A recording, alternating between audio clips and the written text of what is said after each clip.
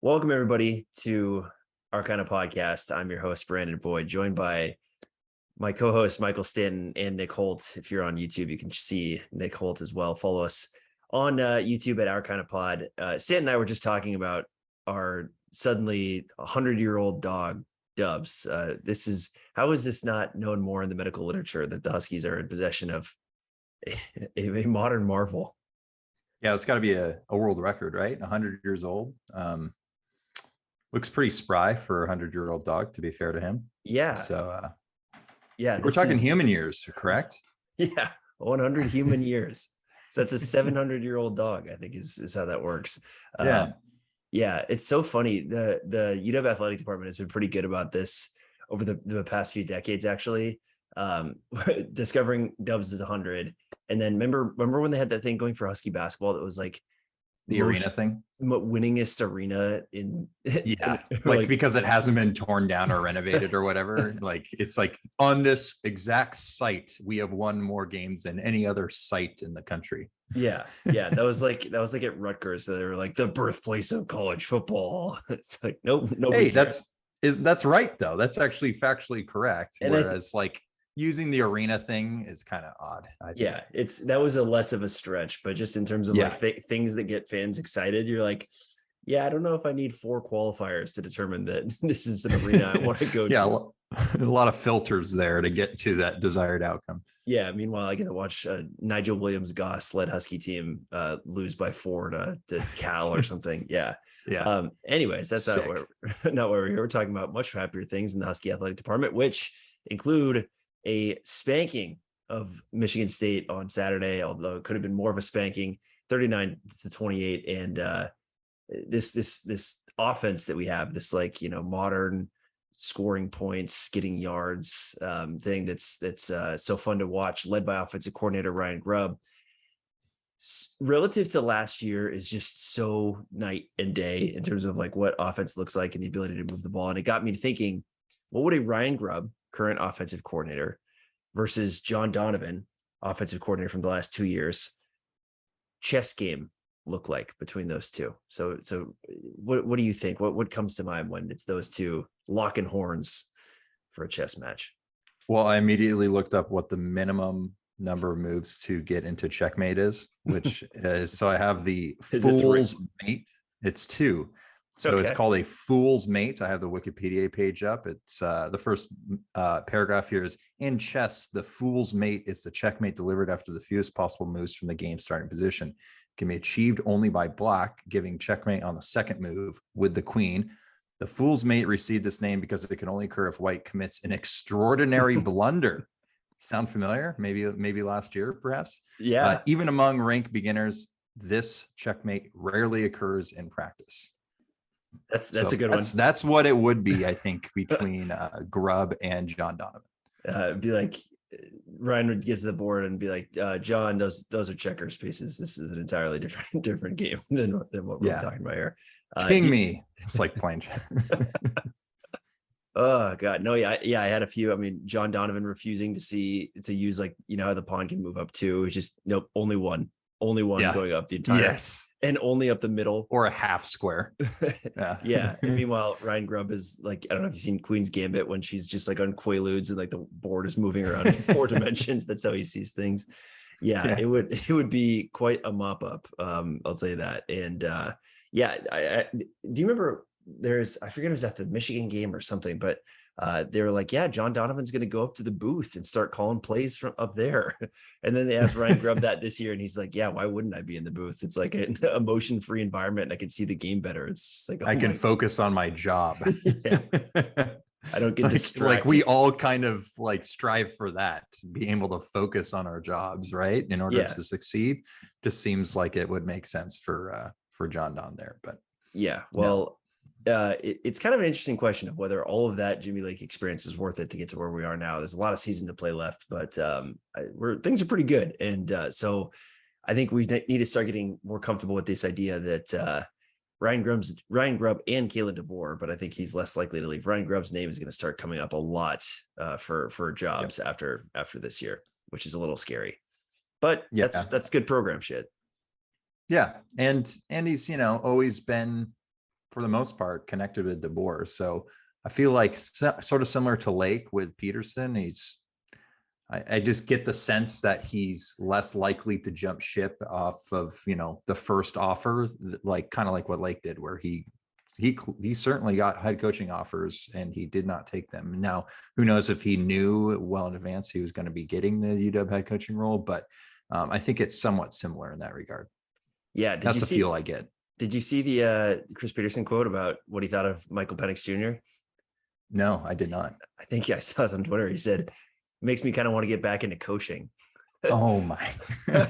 Michael Penix, he had so much Jake Browning and Jacob Eason and so many guys named Jake who were underperforming for him that he quit. And all it took was one luminary, Michael Penix from Tampa, to change his mind. Incredible. Yeah. I did not see that, hear that. It was an incredible game on Saturday. Like I said, 39-28. We were both there. We saw each other at halftime, kind of in disbelief, looking at each other of how well that game had gone up to that point. Naturally occurring meetup in the concourse, might I add. Yes. Yeah. This was there was no communication beforehand. I just was wandering around, just looking for somebody to hug, and all of a sudden you showed up and did exactly that. Met up with a guy who had a jersey on that said cold beer on the back of it. And another guy whose jersey said smacked on the back of it. What was it, like a 93 Sun Bowl jersey? Oh no, that was it was number 69 and it said UW trumpets on the front. So and smacked on the back. Yes. Yeah. So Husky Stadium was out in full force. The Huskies beat a spread that we weren't even sure how we deserved in the first place. How did we do that, Mike? How did we pull off one of the best wins at Husky Stadium in 20 years? Yeah, part of me still has no clue. I mean, I'll read off some stats here, but some of it is still just baffling to me. Everything was clicking, at least for 3/4 of this game. And I mean, what more can you say about Michael Penix Jr.? Went 24 for 40, 397, 4 TDs, no interceptions. He was fantastic. And they just had no answers for that passing attack. He's now second in the country in passing yards. He has over 1,000 passing yards, only 127 behind Davis Brin of Tulsa. And he's tied for 4th in touchdown passes in the country. So, the offense was lights out, 4 touchdowns on 5 of their first half drives, 322 yards to 90 in the first half. It just was like, it was all Huskies. And then the defense, they made an impact early and often. The Spartans had drives of only 13, -2, 0, 7, 7, 4, and 0 across the entirety of that game. That's 7 of their 11 drives. So wow. Not only did on the drives that we stopped them, we were stopping them, like putting them into 3-and-out situations pretty quickly. And that's also, those drives, they didn't do it, but we forced them into 6 different 4th down conversions. Now, granted, they converted 4, so ideally we clean that up a bit. But it took everything, and on some of these touchdown drives for the Spartans, at least their first 2 touchdown drives, took everything for them to actually get into the end zone. So that was great to see. And you were missing people like Asa Turner, who's in some respects the heart and soul of that defense. Surprise absence, something in practice, I guess. Doesn't sound like he'll play this week against Stanford. But Cameron Bickulainen played in his place as safety. He massed 8 tackles. He was solid back there alongside Alex Cook. Jordan Perryman also remained out, although it's sounding like he will be back this week against Stanford. Juice Irvin, again, played fantastic in his place. Yeah. He had a career day. Peyton Thorne, Spartan quarterback, went 2 for 7 for only 22 yards when targeting Irvin in coverage. He also had that big interception late in the game with about 10 minutes left in the 4th quarter.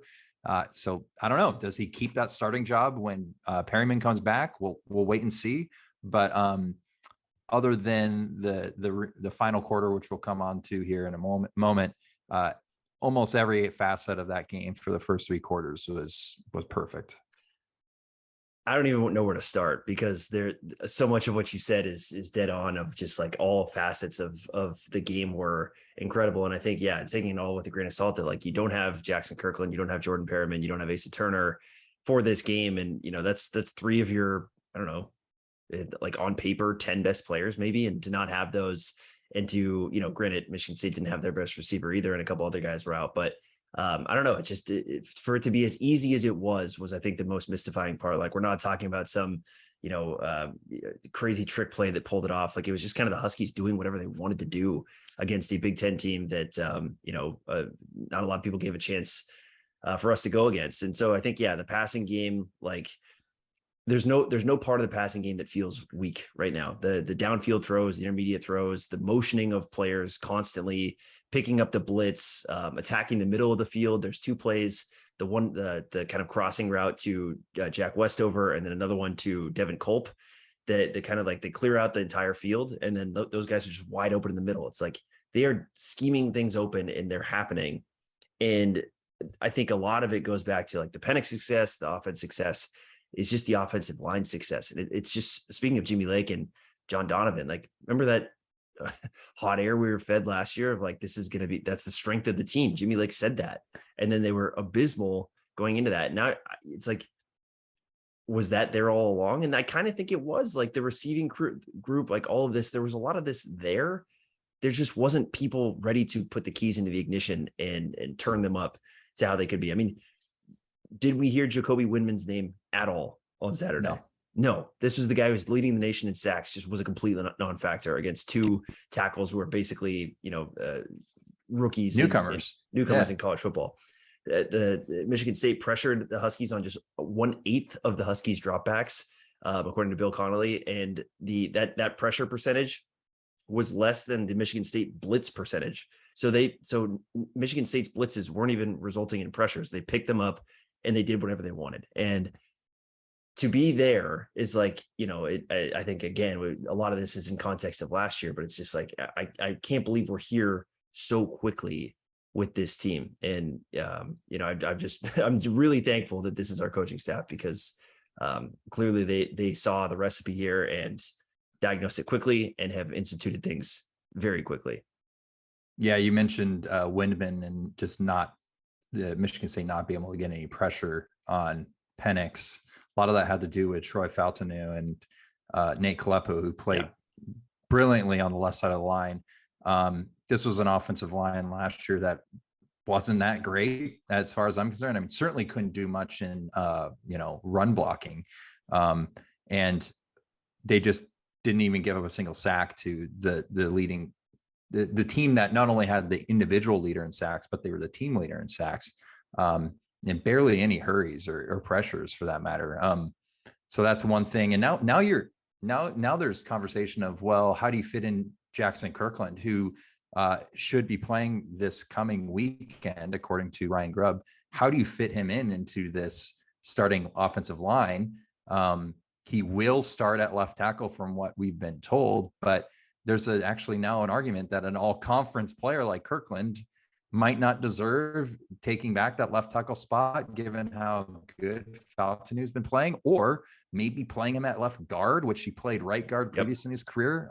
This is Kirkland, so maybe he'll play left guard. I don't know. It's just like that. That's just a concept that I never thought we'd be entertaining this season, especially this early in the season. And then one other comment I wanted to make that is totally escaping me now. Michael Penix is really fucking good. I think is what you're about to say. If it does come back to you, let me know. But I mean, we can just talk. It does. It does. Yeah. One other stat that we need to comment on, just because it was so good, and I've never heard this before. Michigan State's rushing yards before contact, you probably heard this, was a negative amount, as in we were hitting them behind the line of scrimmage on average when they ran the ball. Now, granted, they would fall forward sometimes or a few yards, but like, I've just never even heard of that before. And this is a run first team in Michigan State too. So this is what they wanted to establish. Yeah. And it was clear that that's what they wanted to do early in the game. And that's why they were kind of getting, destroyed early in that game. It's because they just could not run the ball, and they're in 3rd and long situations in a nuts Husky Stadium environment. But to Penix, I mean, the fact that the H word is out there about him, and the HEI word is a little scary, but it's foreign territory. But you do have to remember, in 2016, after Jake Browning's hot start, basically after the Stanford game, he might've been going to New York at that point too. So it's happened before, but Talking about those quarterbacks in Husky history, the yards per attempt leaders among Husky quarterbacks since 1980, since 1980. Michael Penix is number one in yards per attempts for a single season among any Husky quarterback. There's with 10.2. The next closest is Browning in 2016, probably the best quarterback season we've seen of any Husky player, 8.97. So Penix is like a full yard plus more per attempt than Browning. And you listen to me enough, yards per attempt is like absolutely my stat. It's an efficiency stat. It's your ability to move the ball downfield quickly. And that's what the Huskies are doing. And like, that is nuts. That's more than Brock Heward, both Keith Price years by a whole lot. Like, this is that dude. And the throws that he's making, the deep shot to McMillan early in that game up the right sideline, the RPO touchdown to Polk for that first touchdown, the pump fake rollout to Polk for that second one. The third one, it was literally just a perfect throw in the bucket up to Polk for that third touchdown. The back shoulder to catch to Adunze when he was backed up in his own end zone when we kind of needed a first down in the second half.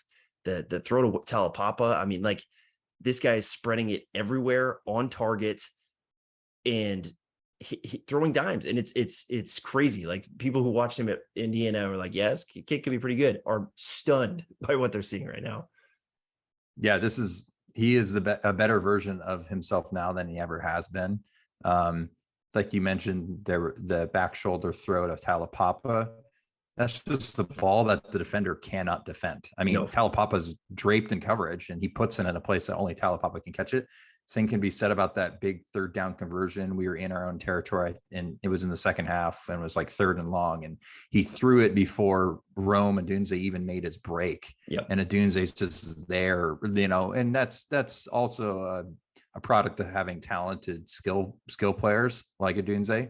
But the fact that he's putting those balls in places that only our guys can catch, and they're able to actually convert those type of plays, that just opens up another level of productivity on the offensive side of the ball that we have not seen probably since 2016.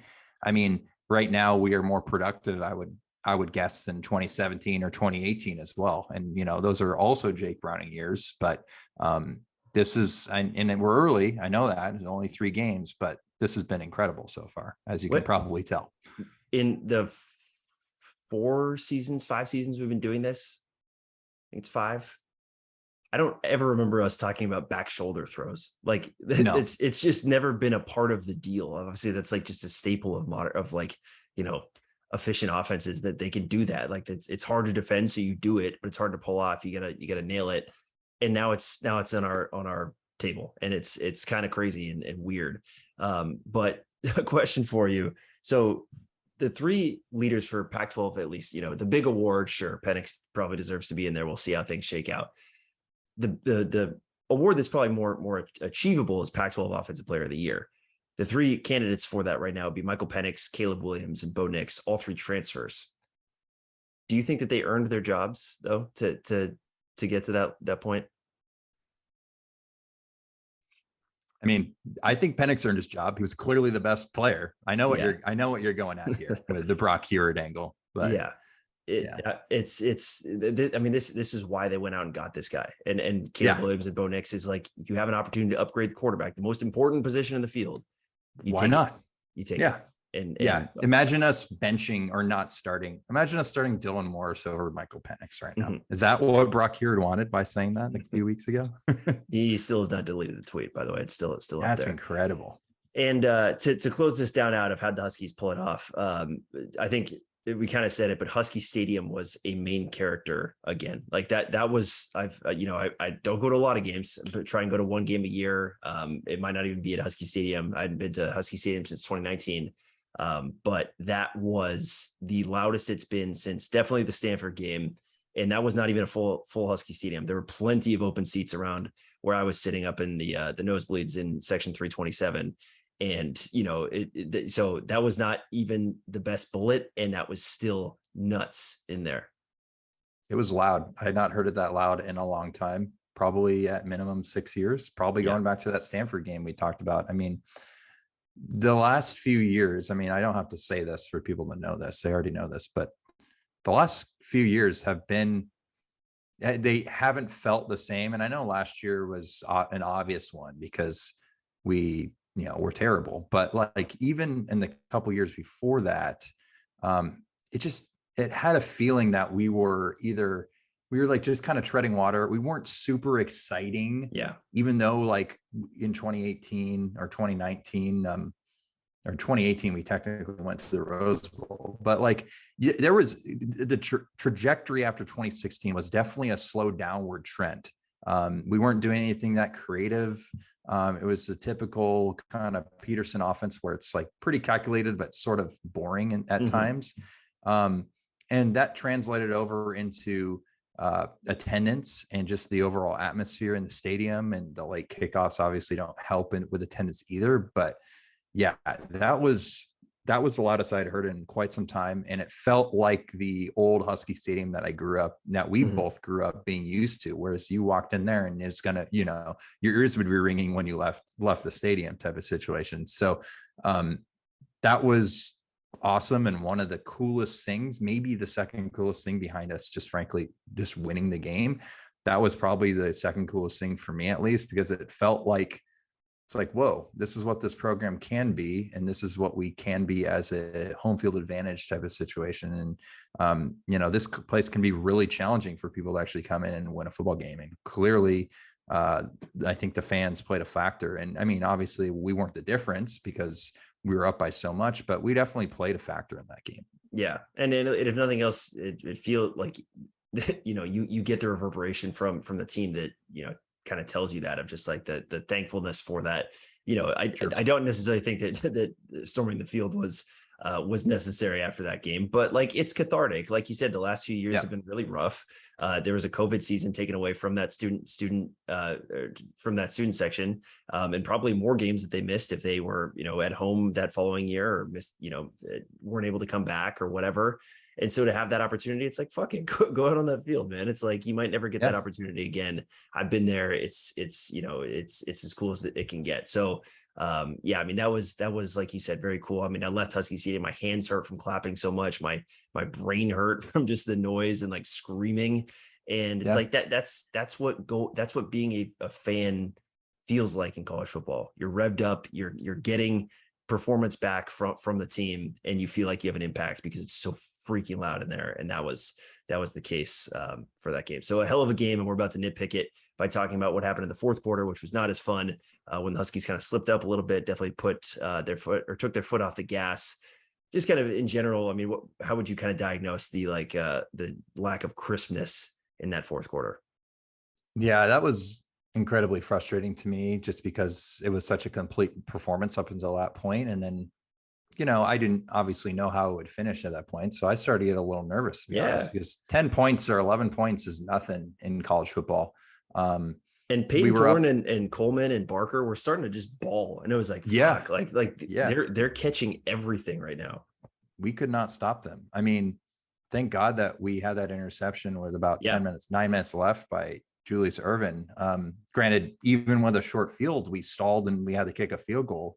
But at that point, we were up 39-14 with 9 minutes left, and this game ended 39-28. So they ripped off another 2 touchdowns after that, and we just had nothing for them. It was two 70-plus yard touchdown drives, and it only took them 3 minutes and 35 seconds combined in time of possession in order to do so. So we had no answer for them on offense, which was such a difference compared to the first half, which they couldn't do anything. So I think we just got a little complacent, to be honest. And I think in some respects on offense, we did go 3 and out a couple of times, giving the ball back pretty quickly. I would have liked to see us maybe throw 1 or 2 times more, just to take more time off of that clock.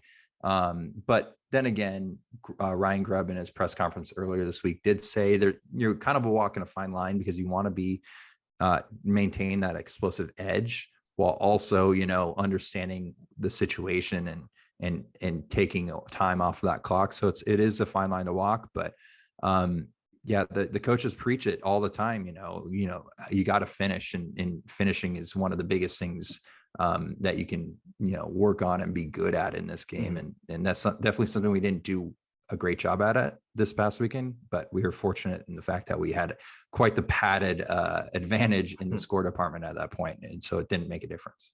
Yeah, I think they got a little too cute. They stopped using the middle of the field as much in the passing game. It's kind of been the hallmark of like what makes this passing game so good is that it's not just like down the whites, deep shots or just kind of your conventional route tree. It's like, how do you use the middle of the field? How do you get multiple guys involved and get them in mismatches? And it didn't really feel like that. It's more like a conventional passing game. And I think that some of the steam went out there. They weren't as crisp. They missed a Dunze for a wide open touchdown on what was kind of like, was it a pass interference call? Yep. But just a little more touch on that throw. That's a touchdown. I think earlier in the game, a Dunze had a drop, so not in that moment. But I think it really comes down to like the Huskies just couldn't run the ball in really any situation, like an effective way, but especially in the red zone. The red zone for the whole game, the Huskies had 6 of their 23 plays that were quote unquote successful, and success rate 40 yards on 40% of the yards you need on first down, 60% on second down, 100% on third and fourth down. That's like your basic success rate rule. So 6 of those 23 plays were successful plays where you're just like moving the ball as much as you need to in those moments. And I think that's what it really came down to. And I think that it's weird because we've seen them have such good answers in the red zone. I mean, that first game, I was gushing over that kind of like basketball move that Rome Odunze put on the Kent State corner, where it's just like beat him. And we just didn't really see that. It was like up the gut running and not really the most creative. Well, I mean, there's some motioning and things like that, but it's like, I kind of feel like the Huskies' best card to play is getting their receivers one-on-one against your guys, because they're going to win that matchup 9 times out of 10. And we kind of abandoned that throughout any red zone, but especially in those second half opportunities. And it's interesting. An interesting point about the red zone situation is, you're down on the goal line and you're running Cam Davis, who I think is one of your smaller backs. I could be mistaken by that, but he's not as big as Richard Newton. Yeah. So I think that says a lot about the availability of Richard Newton, who did not see the field this past week, nor did Will Nixon. It sounds like Newton is still ramping up, and we're going to see him. He is in the game plan this coming week against Stanford, but I feel like later in the season, that's the guy that would be given the rock in those scenarios. We've seen him do that in the past on the goal line, and he's pretty damn good, at least when he's in his full form of Richard Newton. So that is something to maybe keep in mind as we move forward and see those type of situations in future games. But just couldn't get it done on the goal line. I mean, think about it. That's 2 more touchdowns right there. I think we ended up with. Did they stop us on both those 4th? Did we? Yeah. We didn't kick a field goal on one of them. No, it was a 4th down. So we kicked the field goal on a red zone opportunity, but not the goal. Both times we were at the goal line, we did not score, and we're stopped at the 1. And those led to a safety and the Irvin interception. So the Huskies got bailed out in those moments. And you got a field goal on that after. So you could argue like 10-ish more points should be on the board if we convert those 2 drives. So, you're looking at 50 points, which would have been awesome. Yeah.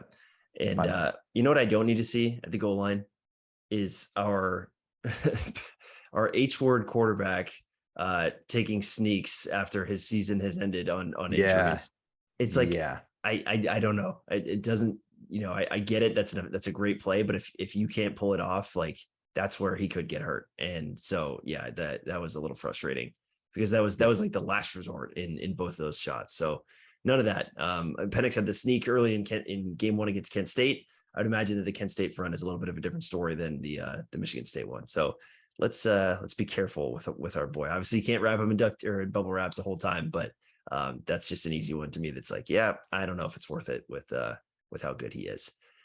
And because he's so good, and because the Huskies have performed so well through these 3 games, we've had to maybe reset expectations a little bit on this season. This is inspired by Mike Varell, Seattle Times writer's tweet earlier in the week of kind of like, what's the win, prediction now? I mean, I came into the season being content with 8. I thought 8 was the model. I think we, established that we're better. And I think that was probably maybe on the lofty end. So I'd take 7, but 8 was fine. FPI, ESPN's FPI currently has us going 9.8 and 2.6, which combines to 12.4, which basically means the Huskies have a 40% shot of making it to the Pac-12 championship game at this point in ESPN's estimation. So, I mean, what are your expectations now? Like what is the number, or what is the quality of season that you think is attainable based off of what we've seen? Yeah, I agree with you. I came into the season thinking 7 or 8 wins. I mean, I would have been 7-5 would have been great. That would have been a bowl game. But now it's totally different. I think 10-2 is achievable. It's fucking crazy, which is just absurd to think about. But I mean, when you look at the schedule, other than at Oregon, there isn't a single game, according to ESPN's FBI Football Power Index, in which we are the underdog. Yeah. The closest we get to underdog, other than the Oregon game, is at UCLA in a couple weeks, and we're still 61% favorite to win that game. So I could see us. If I had to guess which games we would lose, my guesses would be at Oregon, and then one of at UCLA, at WSU for the Apple Cup, or at home to Oregon State, just because Oregon State seems to be decent this year. But you know, 10-2, I think the Holiday Bowl, Alamo Bowl, who knows? I mean, hell, if you win the Pac-12 championship, obviously you go to the Rose Bowl. So we're right there based on everything I've seen so far. There's 3 games on the schedule that I think should, well, you know, road games are road games, and you know they come with their own challenges. But at ASU, given the state of that program right now, they just fired Herm Edwards. We'll talk about that very shortly here. At home against Arizona, and definitely at home against Colorado. I mean, Colorado might have a tough time winning the WIAA championship at this point. They're just in free fall. Yeah. The rest of the games I think are not toss-ups, but I think are contentious, including this weekend's game against Stanford. At UCLA the following week. That's a short week from the game on Saturday. It's the game on Friday against UCLA. At Oregon, obviously that's its own thing. That is a long week though, because that'll be coming off of a Friday game against Oregon State. At Cal is Cal has fucky energy. We've talked about this for a long time. The OSU game will be off a bye, and then at Wazoo, which is the Apple Cup, and they hold that trophy right now for good reason. They wiped our tails last year. So I think 9 or 10 is probably where I think things are angling towards. But as I heard this week, like they do have to play outside of Seattle soon. So we are going to learn very soon. I think this Stanford game is a good test, and then, just kind of see how they perform on the road and see if there's any lag there. But this is just crazy that we're here in this moment talking about, whether we'd be disappointed with 9 or 10 wins. Think about how somber this podcast was last year, or how frustrating we probably came off as last year. It's just so absurd to think we're at this point right now. And even like you said it, I mean, like it was not the energy. It was a different energy. I mean, obviously we had very good teams, but it just like, they weren't necessarily exciting teams. Like, weren't teams that's just like, I'm dying to get another. I want to see Michael Penix play tomorrow. Like this is appointment television, and we did what we needed to do to win football games and a lot of games, but it was never like, wow, this is like next level offense. Like, we're seeing somebody perform at the highest level of anybody in the entire country at their position type of thing. There was the every week it felt like you heard from Chris Peterson, you throw to score, but you run to win. And that was just kind of the mentality of just like, you threw only as much as you needed to. And then you ran it to win. And it's like, well, there's kernels of truth to that, but like, what if you could do both? what if scoring meant winning? And it's just like, oh God. Such is life. To Stanford we go. This is a 7:30 Pacific kickoff, 10:30 Eastern for those of you who are betrothed to this coast over here. It'll be on FS1, which means, of course, that there'll be a truck rally playing when you turn the game on, and expect to find your Huskies, and you're like, what the hell is this?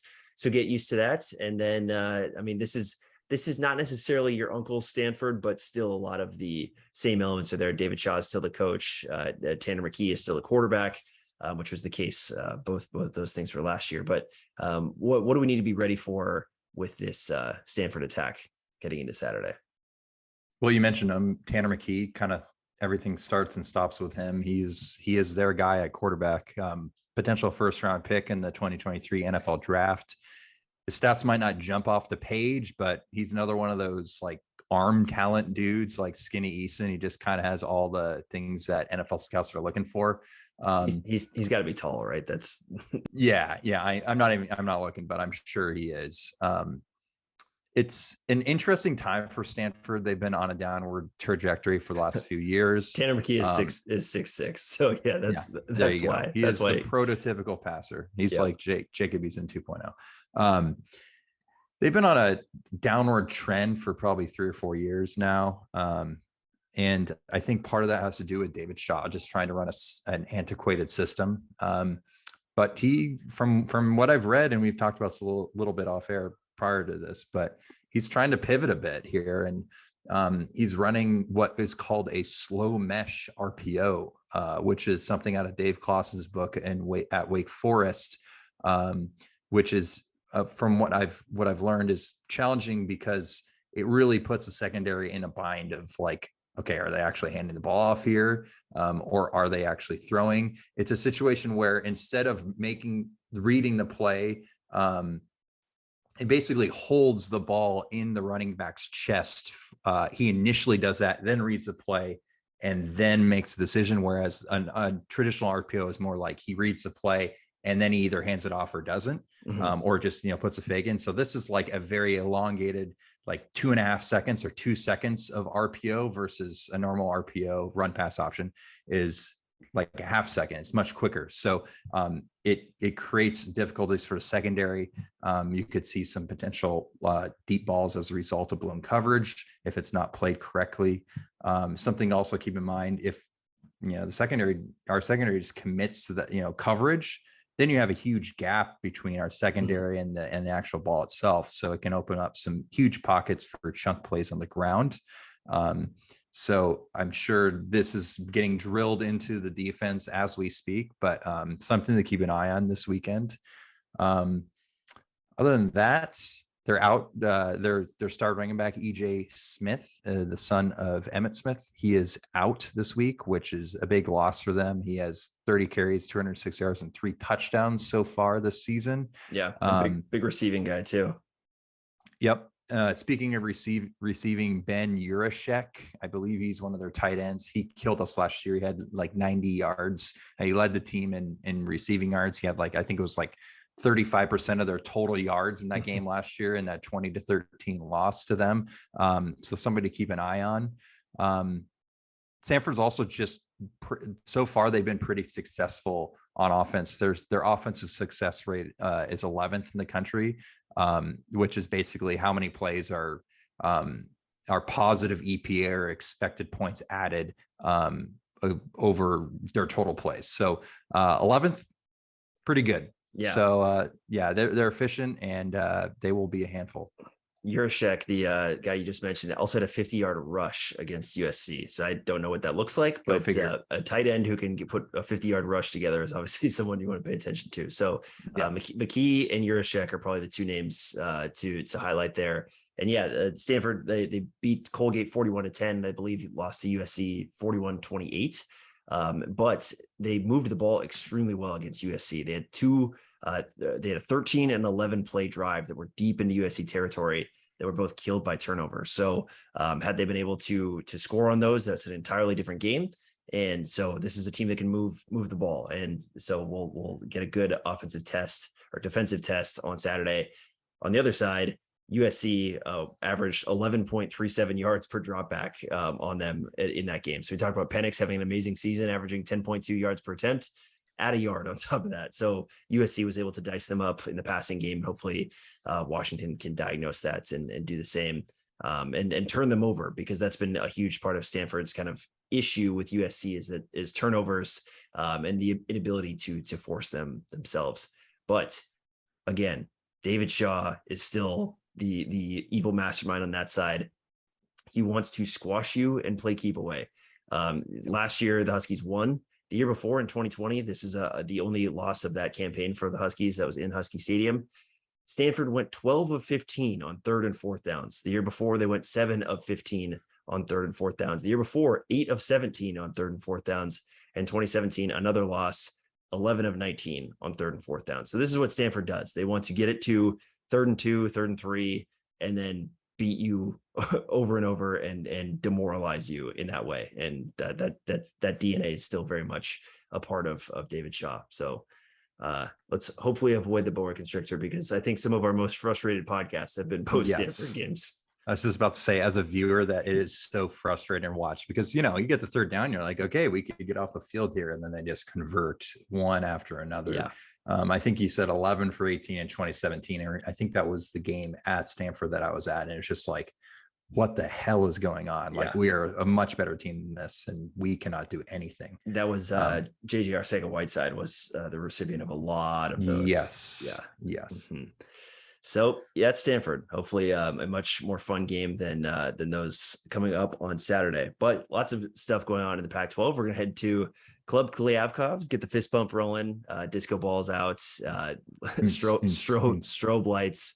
George Kliavkoff actually had a pretty interesting podcast interview on John Canzano and John Wilner's podcast. Highly recommend listening to that, talking about kind of his response to expansion and the confidence that he has in the conference's upcoming TV negotiations. So that was pretty interesting. I'll link that in show notes. But for Klub Kliavkoff, not easy to say, folks.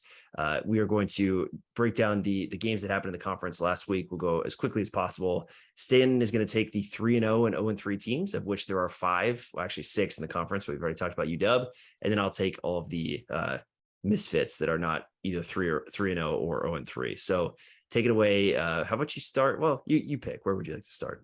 I'm just going straight in the exact order you gave me. So that would be USC 45, Fresno State 17.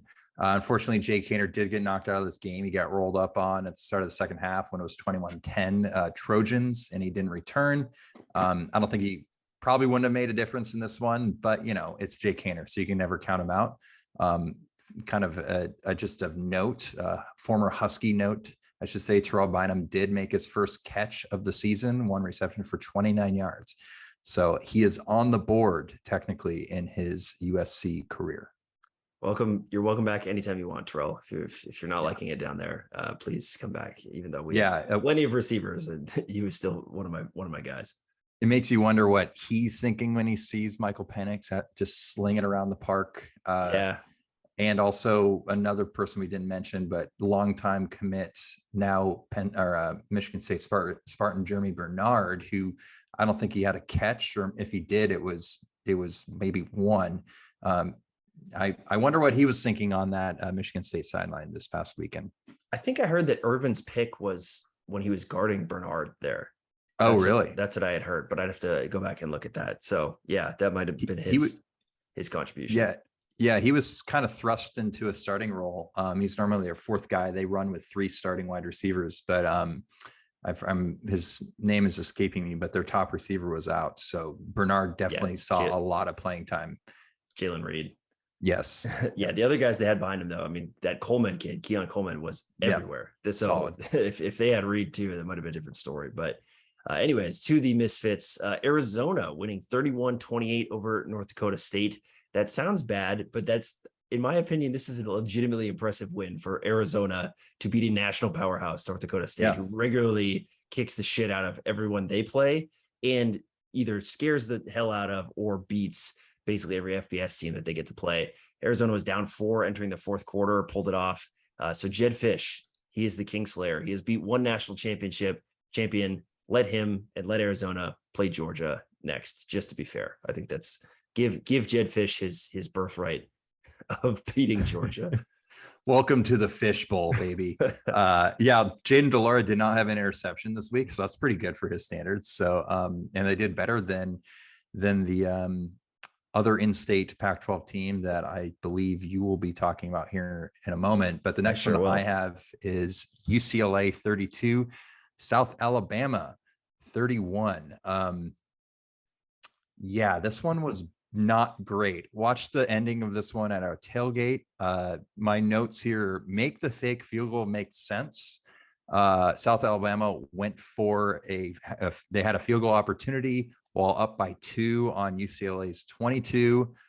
This was on 4th and 2 with 2:52 left in the game. Lots of twos there. A lot of twos. A lot of twos, but they could have, extended this lead to 5 and forced UCLA to actually go down and score a touchdown rather than just simply kicking a field goal. Instead, they did a very odd fake that failed. UCLA got the ball, drove down, ended up kicking a field goal for the win. So not a great look for the Bruins. This is a team that they clearly should be shutting out disposing of rather easily. Still don't really know who UCLA is as a football team. They haven't really played anybody or an athletic department to make it go one step further on that. That too. They might not have a marketing department because they do not sell football tickets. I know that for a fact. There was barely anybody there, I think under 25,000 or something.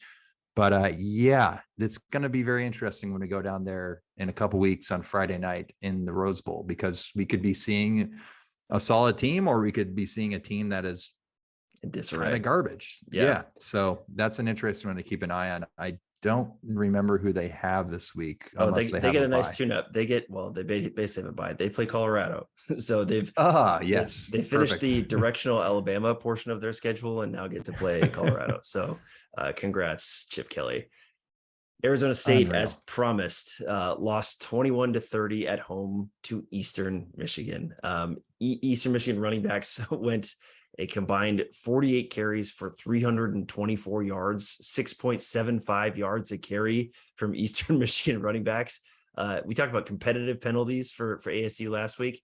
They had 9 competitive penalties after 10 last week. And Herm Edwards was promptly fired basically on the tarmac. But when I say tarmac, I mean end zone of this game. There's video footage of the athletic director, his former agent, whose name escapes me right now, basically Anderson. Shaking his hand and be like, you're done, Herm. So Herm Edwards is your first coach fired in the Pac-12. I don't know who the other candidates for that were. I think Carl Durrell was probably there. Maybe Chip Kelly had things not gone very well this year. But Herm has taken home the crown of first coach to leave the island. I think Kalen DeBoer and Ryan Grubb were probably pretty happy with seeing this result, given that they were former coaches at Eastern Michigan between 2014 and 2016. DeBoer was the OC and QB coach. Grubb was the O-line coach. So I'm sure they're rooting on the Eagles in that one, even though they probably wouldn't admit it, given that it's a Pac-12 opponent that they're beating. That's just all bad down there. Let's see. The next one I have is WSU 38, Colorado State 7. Colorado as a state in general might have the worst 2 football teams there are out of any state. Colorado State is arguably the worst FBS team, let alone, Colorado might not be the worst team in their state, which is crazy. Good showing from the Washington State. They don't even play. We don't get the opportunity to see them square off and I said earlier, lock horns. That's too bad. Remember in 2020 when it was like, some team would come off your schedule and it's like, oh, let's play Army. We should get back to that of just like teams be like, nah, we don't want to play anymore. And then you set up some shit game instead. Colorado State has to happen. It might be worse than the Apple Cup from way back when. Yeah, this kind of will go in line with my great cat of the week that we'll come up to later here, but similar topic. So Wazoo loses to, or not loses, they beat Colorado State. I want 2 things to be made clear for Wazoo fans, if there are any listening. First of all, rankings don't matter at all. Don't get hung up on those. I know. You should be ranked. They should be ranked. You should be ranked. You deserve that. But also, I think it's hilarious that Wazoo fans are so hung up on this and that they are threatening to storm the Associated Press building if no one ranks them. Not actually, but it's just like they're so pissed off. So it's like, God, rankings really don't matter, but they do fire a fan base up so much. Like that was the first question anyone was asking as I was like leaving the stadium last week was like, where are the Huskies gonna be ranked? It's like, it doesn't really matter. Doesn't matter. No, but to our simple, base instinct as college football fans, they absolutely matter. And I love being ranked the next morning. Totally agree. So Cal had an interesting game. They lost 24-17 at Notre Dame, which normally sounds like a valiant effort, but this is again 0-2 Notre Dame.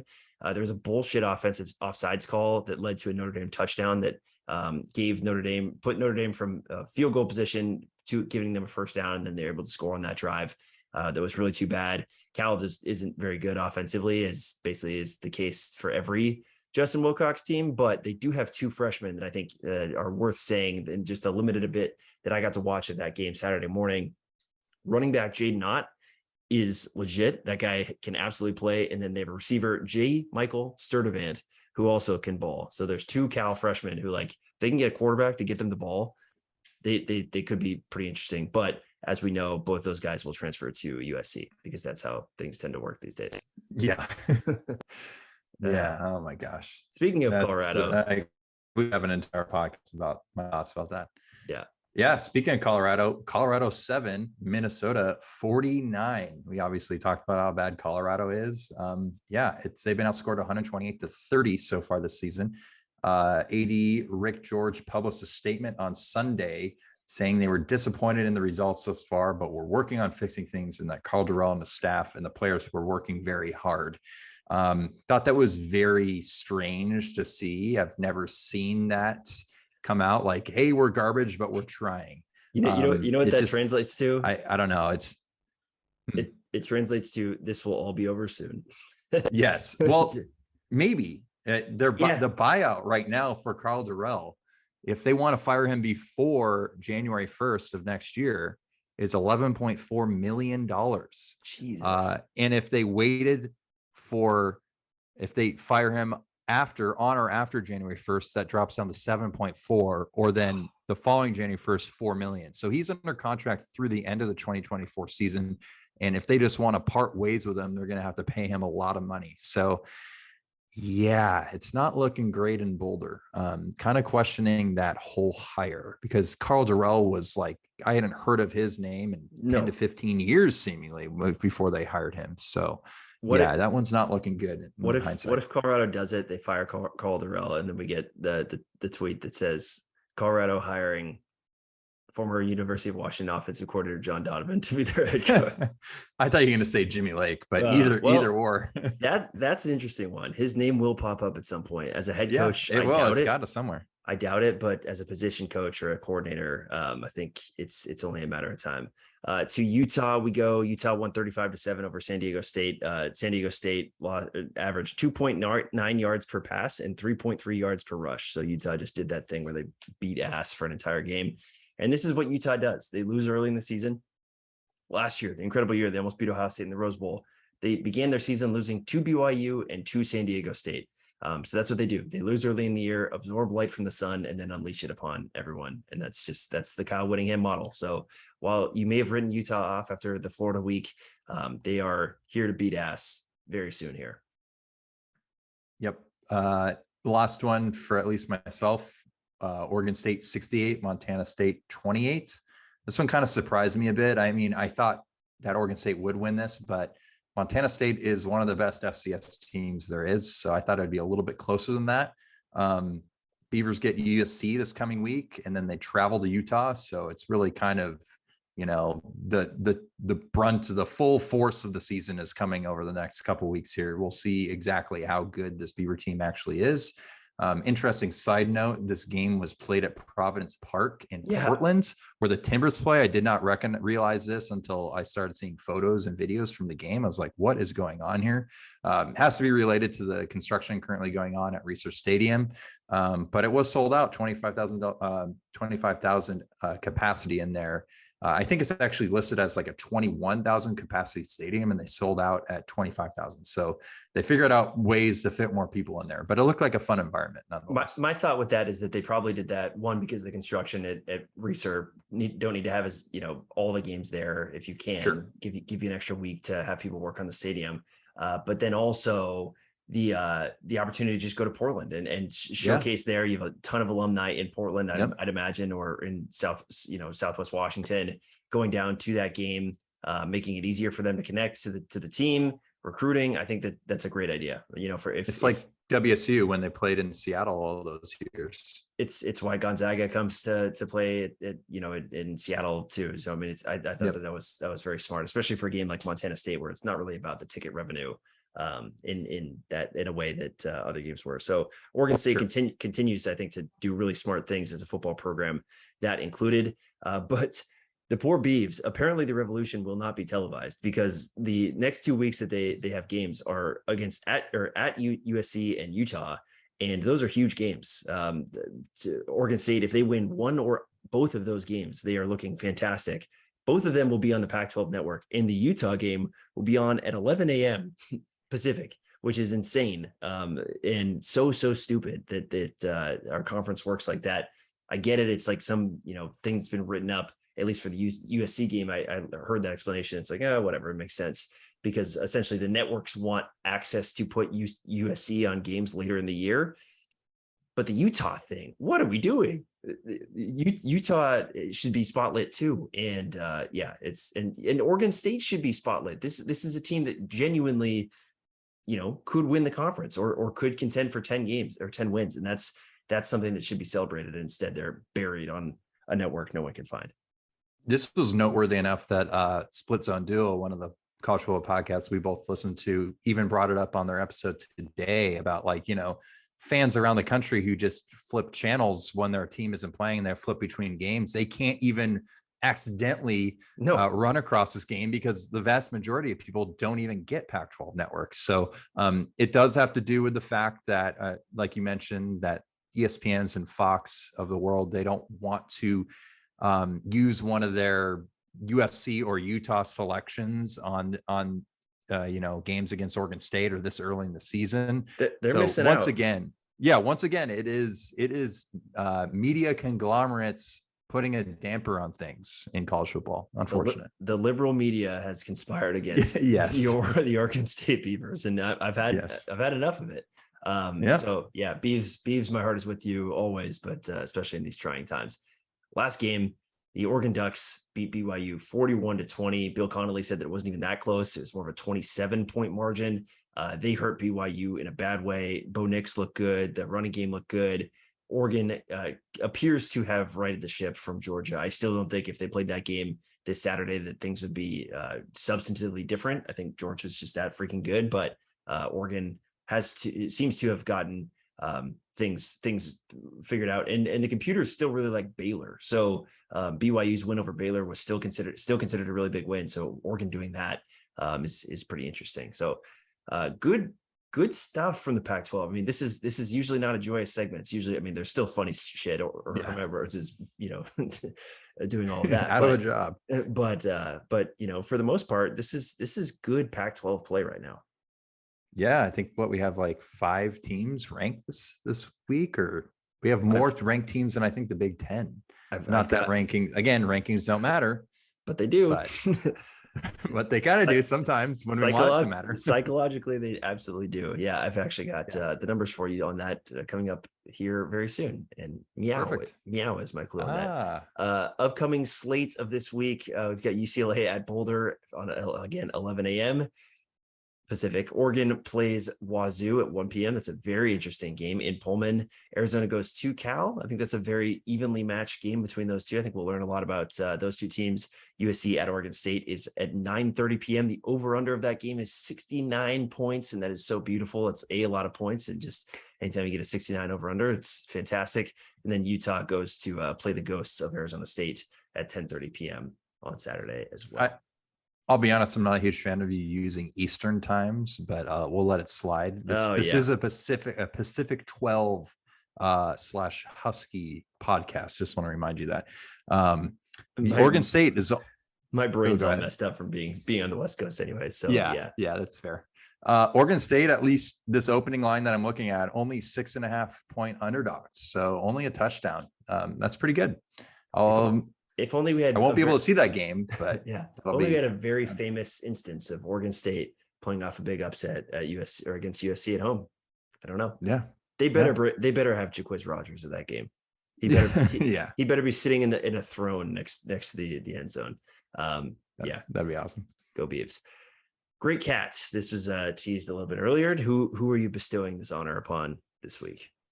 Well, we talked. I alluded to it earlier when we were talking about Colorado not playing Colorado State. So my great cat this week is Another destroyed storied rivalry, and that is due to conference realignment. That is Bedlam, Oklahoma versus Oklahoma State. Both ADs for those two schools this week said that once Oklahoma joins the SEC, they will no longer play each other in Bedlam, which is just honestly a damn shame. It's a damn shame. They have 160 meetings between the two. That is 3 more than the Apple Cup, just to give you some context. They started this back in 1904, and it will no longer happen whenever, so 2025 or whenever Oklahoma actually joins the SEC. So that is just really unfortunate, I think. Yeah, something we talked about is the very first thing we talked about in our opening segment of this season's podcast was the destruction of rivalries and the idea of the looming specter of like us losing the annual game against Wazoo, like so that we can play Montana or Montana State one more time a year. Like it's pretty gross. So that's right there with you. That one's going by the wayside. My gray cat is the Big Ten. The SEC is kind of the culprit in the previous scenario you just laid out, but the Big Ten, for all the consternation about them being, it's the Power Two and it's them and the SEC. Sure, you've got Michigan. Sure, you've got Ohio State, but the rest of the Big Ten looks like doo-doo. Penn State had a big win, I guess, at Auburn, but Auburn is a dumpster fire. So here's just some numbers of the top 32 in the Associated Press. And yes, I'm cherry picking because Oregon State is the 32nd ranked team in the Associated Press. Here are the conferences and the amount of teams that they have in that top 32. The Big Ten has 4. The Pac-12 has 6. The Big 12 has 6. The ACC has 7. The SEC has 8. And the group of 5 teams have 1. That would be your Appalachian State. What are they? Mountaineers? What is Mountaineers? Yep. Okay. Yeah. I'm amazed by that ACC number. I did not realize that. Yeah. A lot of like Pitt, Wake Forest, Clemson, Florida State. So just, flotsam hanging in there, but still counts. And hey, 3 more than the Big Ten's got. So shove it, Kevin Warren. And I guess you could count, give USC to them, but that makes it 5-5 even Pac-12 Big Ten. So there you go, repping the conference. OKG or G's of the week. Who you got? Yeah, I didn't have this one listed initially, but I realized halfway through this that it needed to be said. I don't think we've mentioned his name yet. Jalen Polk had a career game. He had 3 touchdowns to go along with 6 receptions for 153 yards. And, some of those grabs, some of those TDs came on plays that, third downs, like plays that we needed to convert. So he was a big impact on that game past weekend. It helps to have Michael Penix throwing you that ball too, but great game from him. My other OKG are special teams, and specifically Devon Banks and Carson Bruner, who just were showing up all over the field, making some big hits. The hit by Carson Bruner was one of the biggest hits I've ever seen at Husky Stadium. And then Devon Banks did hit a guy so hard he fumbled it. Granted, it went out of bounds, but he was in there on a couple big tackles on kick and punt coverage. So good on him. And then also I had Husky Stadium and the fans, which we talked about at length already on this. But that was awesome performance from ourselves and everybody else. Big legal hits too with those guys. Yes, Bruner and Banks. Going back, because I forgot to mention this because I did want to talk about it. Do you remember the play that was like the crazy ball that Penix threw that McMillan dropped as he was like sliding through the back of the end zone? It was in the west end zone. And I wish I had the specific time. And it was dropped, and it was McMillan. Yeah, it was like in McMillan's hands. Like miraculously, the ball ended up in McMillan's hands. Like this perfect throw from Michael Penix. But it was such a weird angle that I don't think McMillan is ready for it. But anyways, that was just another throw that I was thinking of. Like, God damn, there's just so many good ones. Anyways, what could have been? Yeah.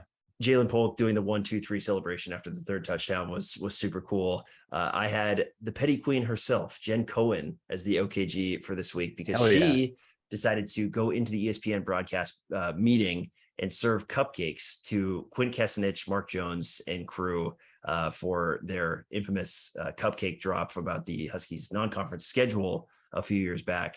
On TV, and also reminded me that you and I saw Robert Griffin III as we were hanging out, just chilling at halftime there. So I guess the ESPN crew, you can hang out for this one. Hope you had fun at Husky Stadium. I just want to remind listeners, especially some of the longtime listeners will remember this, but we used to send, quote unquote, send Mark Jones to the worst game of the week as a segment on this podcast. That was a fun segment. Hated the guy so much. So we would choose whatever the worst game we thought we could find each week. So there's some history, obviously, behind us and Mark Jones. He went to Reno, Nevada more than a few times. Yes, that season, like UAB Birmingham or something like that. And my last one was the scheduling gods for the first four games of the year being home games to start off the DeBoer era. If we had to go 2-2 or there's one road game mixed up in here, things might be a little bit different. But just the soft kind of start to the year, and then the way the schedule has broke out where we don't have to play USC and Utah is kind of a dream schedule for a coach's first year to build momentum within a program. So whatever it took to get to this point, I'm very happy because it's the perfect schedule. Yeah. I don't like it. It's so perfect that you start thinking like, okay, what type of fishy business is going on behind the scenes so that we're missing USC and Utah, but I'll take it. Yeah, we sure will. Stan, any 2 words, just, rifling through your brain that you want to close the podcast out with? Go Dogs. Those are 2 good ones. We'll go with those. Good stuff, Stanton. Good stuff, Dogs. Good stuff, anybody that I got to see over the weekend at the game. Good crinkle cookies, by the way. Great cookies. Yes. At Boyd Bakes on Instagram. Thank you. Yeah, good plug. Great content there. Okay, everybody. Well, go Dogs, and we'll talk to you next week. See ya.